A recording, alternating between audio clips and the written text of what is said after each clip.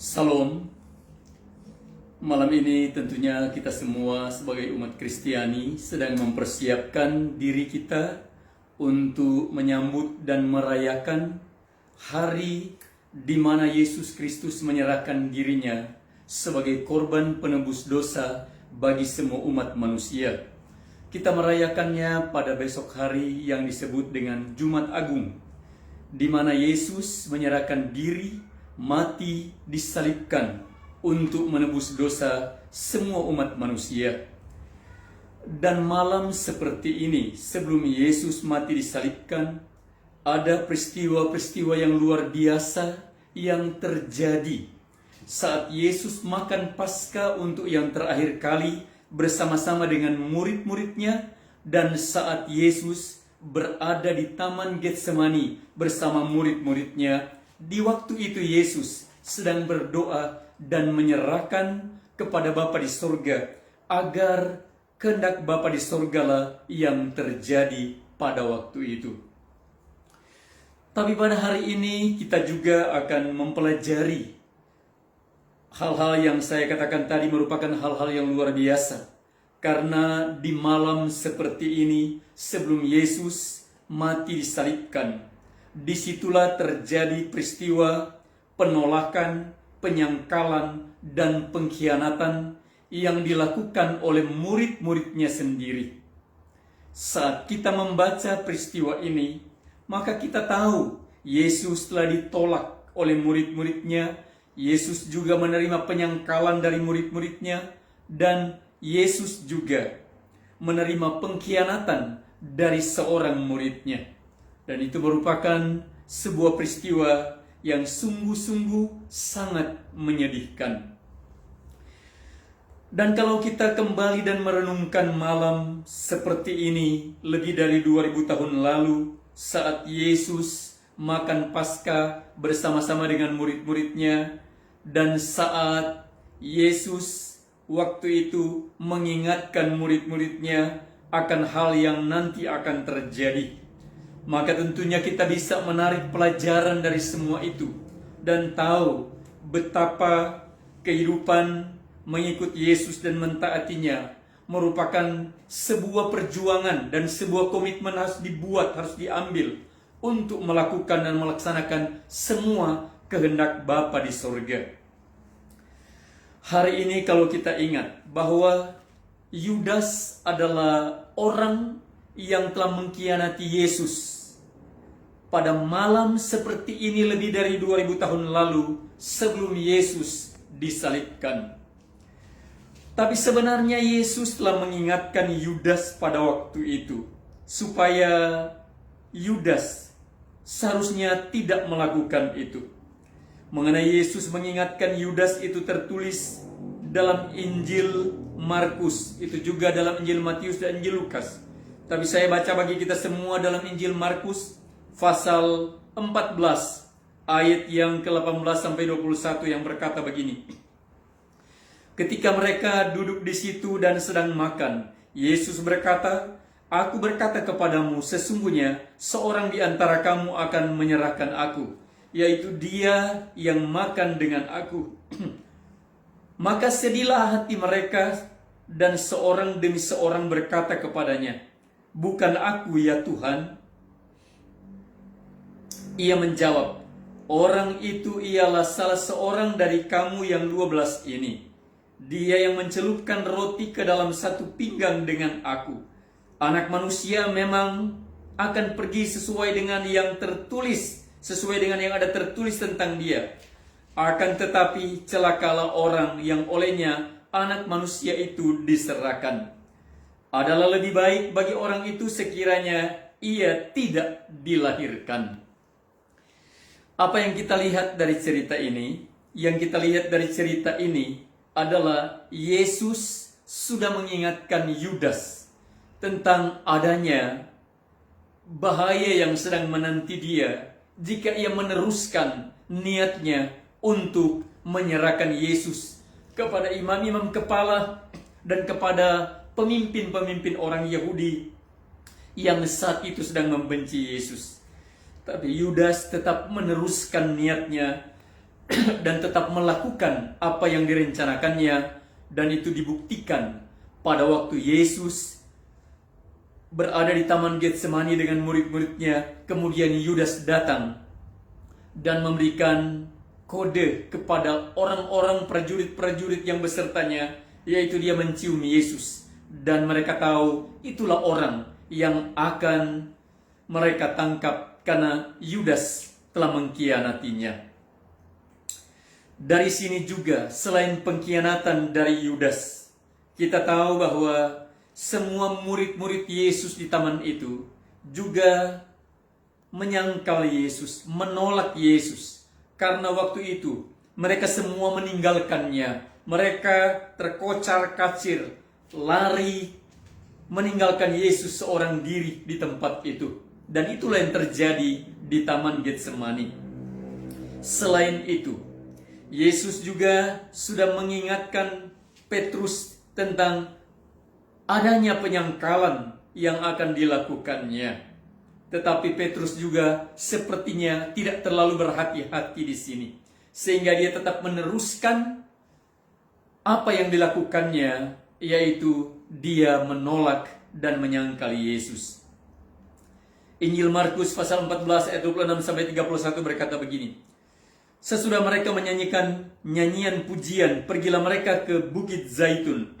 Lalu Yesus berkata kepada mereka, kamu semua akan tergoncang imanmu, sebab ada tertulis, aku akan memukul gembala dan domba-domba itu akan tercerai-berai.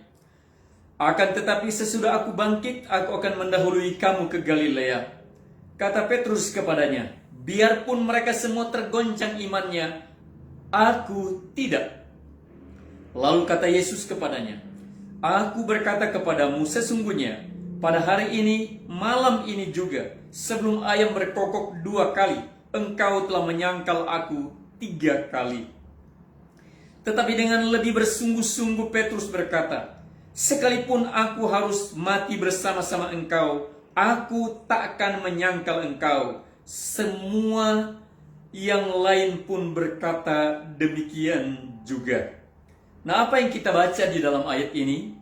Ini adalah merupakan peringatan yang disampaikan oleh Yesus kepada Petrus dan kepada semua murid yang lain. Ketika Yesus berkata bahwa sebelum ayam berkokok, engkau akan menyangkal aku 3 kali. Dan sebelum itu Yesus telah mengingatkan murid-muridnya bahwa ada tertulis, aku akan memukul gembala dan semua domba-domba itu akan tercerai-berai. Ini Yesus katakan untuk mengingatkan murid-muridnya saat Yesus berkata, malam ini kamu semua akan tergoncang imanmu. Tetapi murid-muridnya tidak mengakui itu. Mereka tetap berkomitmen bahwa mereka tidak akan menyangkal Yesus, mereka tidak akan mengkhianatinya, mereka akan tetap setia kepadanya. Tapi kemudian setelah waktunya tiba di Taman Getsemani itu, maka terjadilah di mana murid-muridnya semua meninggalkan dia. Dan kemudian diteruskan dengan Yudas yang tetap menjalankan pengkhianatan yang sudah direncanakannya. Dan juga Petrus akhirnya menolak dan menyangkal Yesus.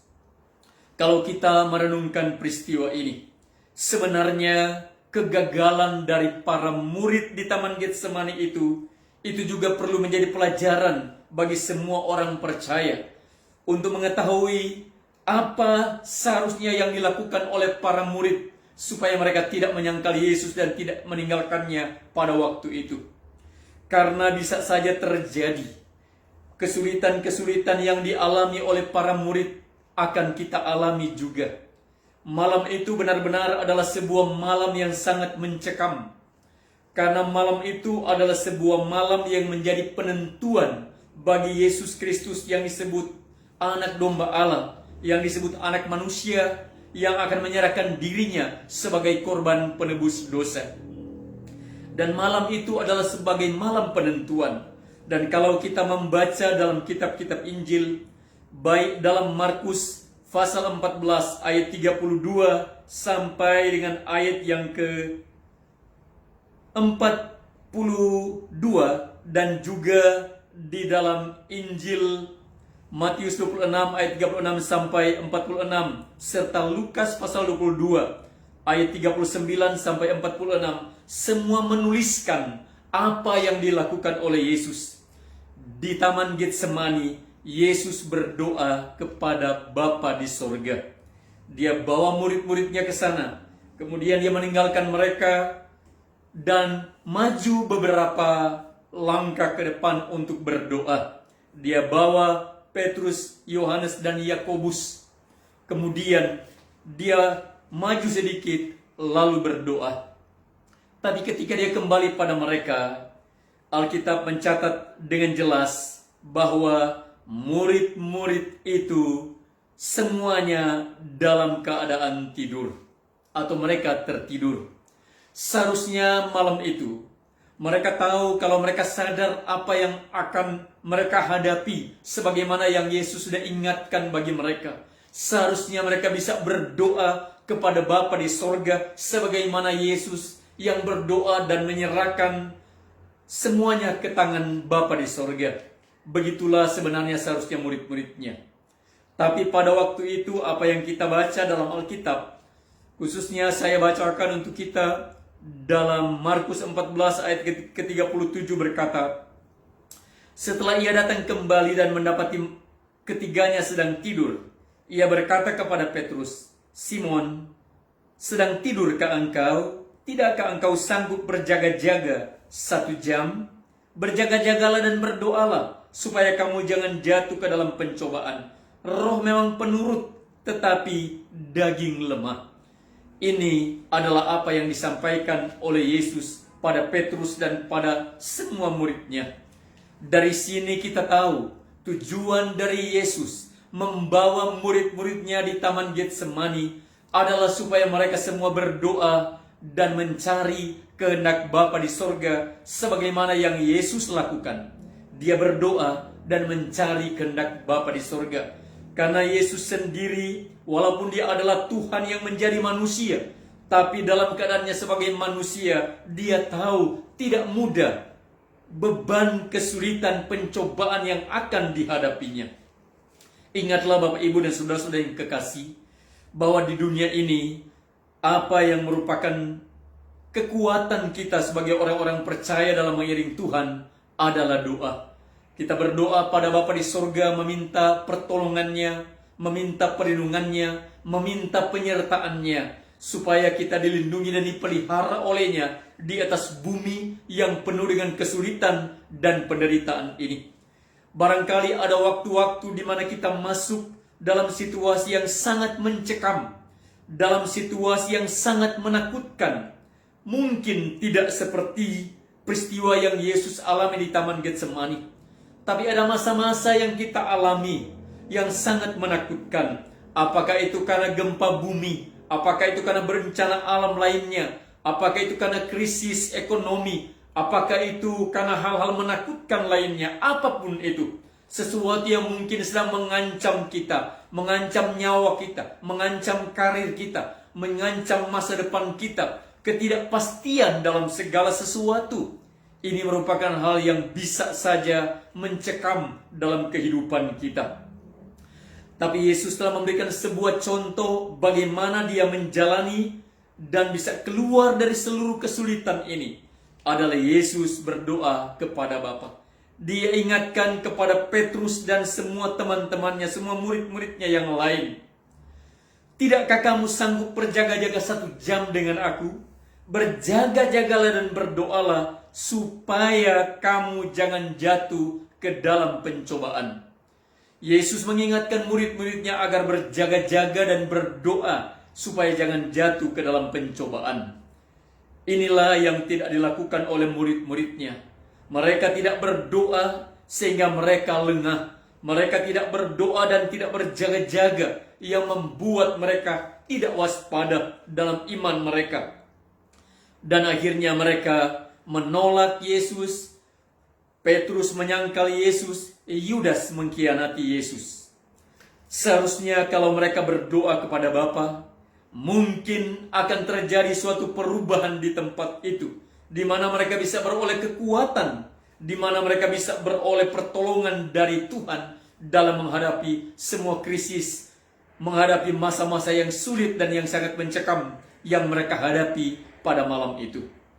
Dari sini juga kita bisa belajar bahwa yang merupakan kekuatan orang-orang percaya adalah tetap berdoa kepada Bapa di surga. Ingatlah, setelah Yesus mendapati mereka sedang tidur atau tetap tidur, Yesus tetap maju dan berdoa lagi kepada Bapa di surga. Dan ketika ia kembali lagi, ia mendapati juga bahwa mereka sedang tidur. Yesus tetap melakukan tugasnya dan dia pergi berdoa untuk yang ketiga kalinya.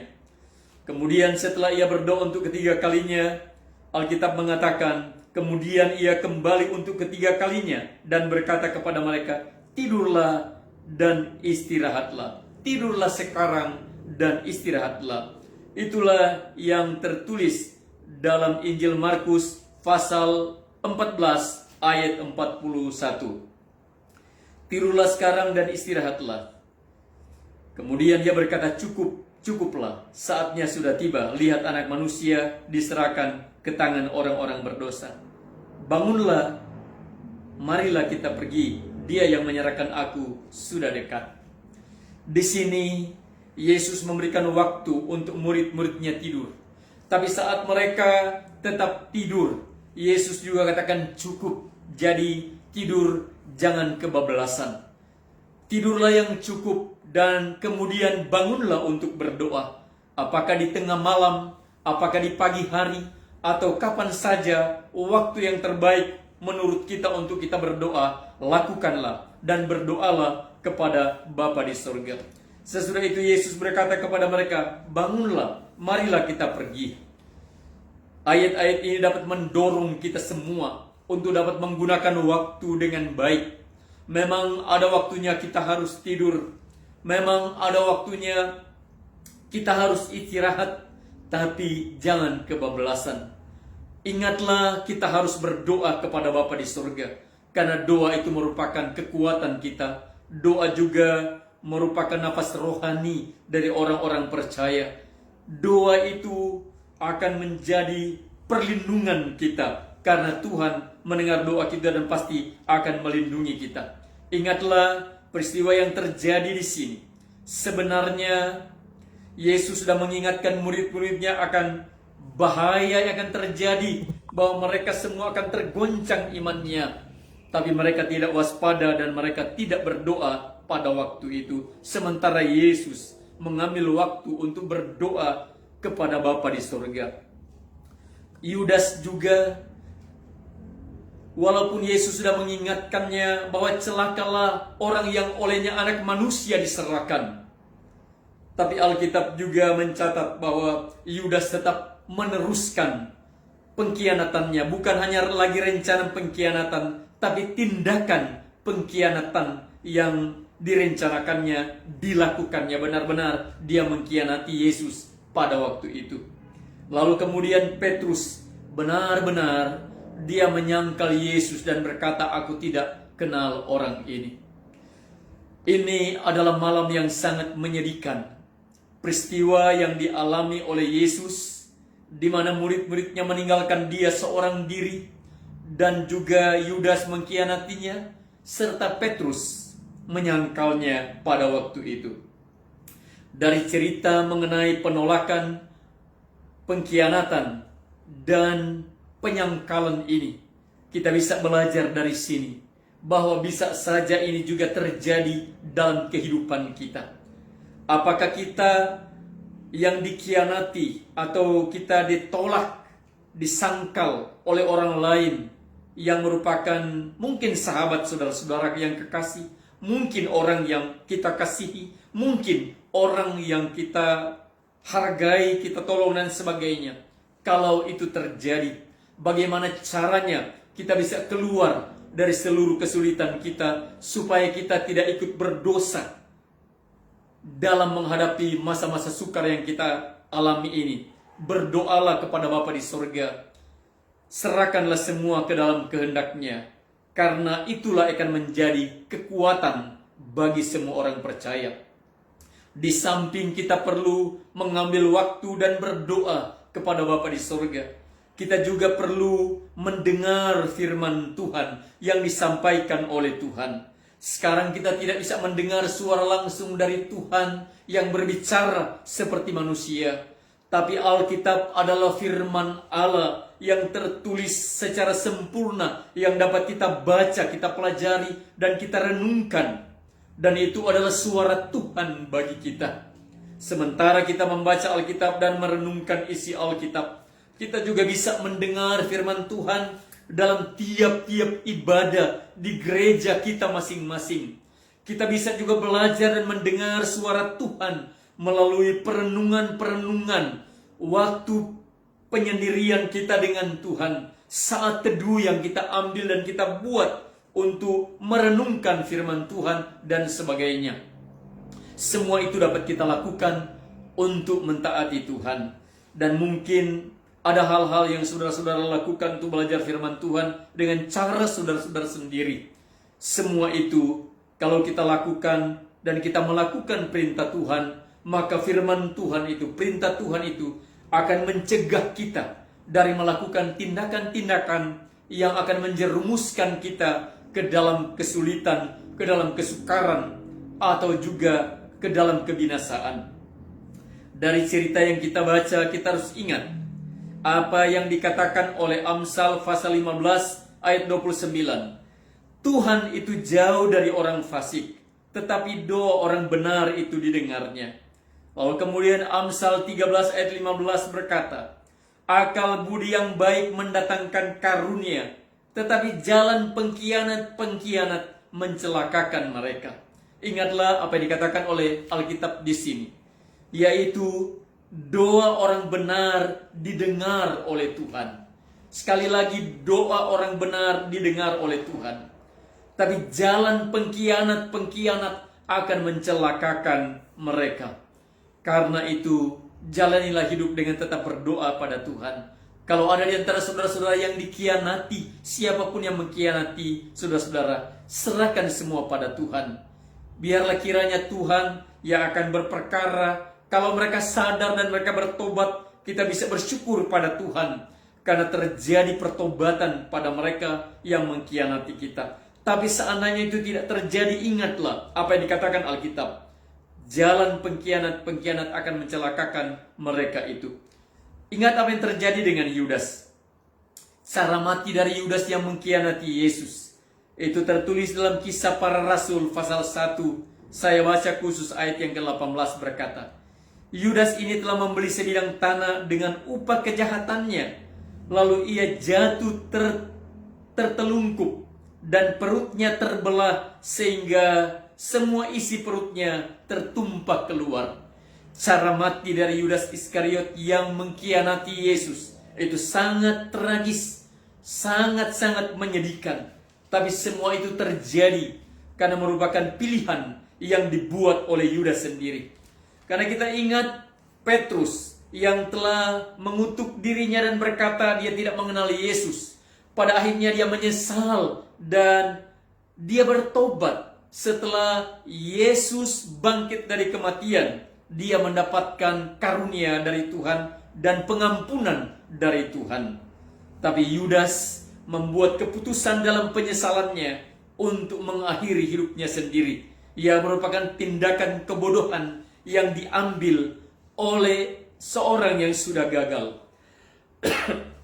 Seandainya ada di antara kita juga mengalami kegagalan, sebuah tindakan yang perlu kita ambil supaya menemukan jalan keluar adalah kembali dan bertobat kepada Tuhan. Kembali kepada jalan kebenaran dari Tuhan. Kembali pada Yesus Kristus, Tuhan dan Juru Selamat kita.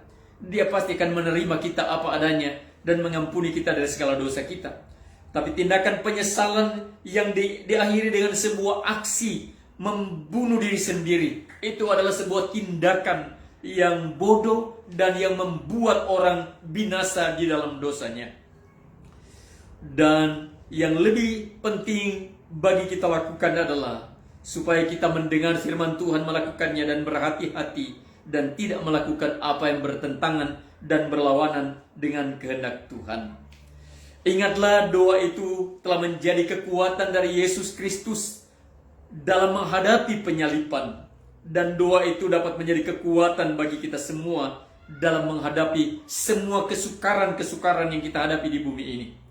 Karena doa orang benar, bila dengan sungguh-sungguh didoakan, itu besar kuasanya. Itu tersirat dalam Yakobus pasal 5 ayat yang ke-16. Karena itu hendaklah kamu saling mengaku dosa dan saling mendoakan supaya kamu sembuh. Doa orang yang benar sangat besar kuasanya dan ada hasilnya. Doa orang benar sangat besar kuasanya dan ada hasilnya. Itu saya baca dalam TB 2. Lalu kemudian 1 Tesalonika 5 ayat 17 berkata, tetaplah berdoa. Artinya tetaplah berdoa. Ada jawaban atau belum ada jawaban, di masa yang senang atau penuh dengan kesukaran, bahkan di waktu-waktu kita menghadapi situasi yang sangat mencekam, tetaplah berdoa. Tetaplah berdoa. Karena doa orang benar besar kuasanya dan ada hasilnya. Itu janji dari Tuhan.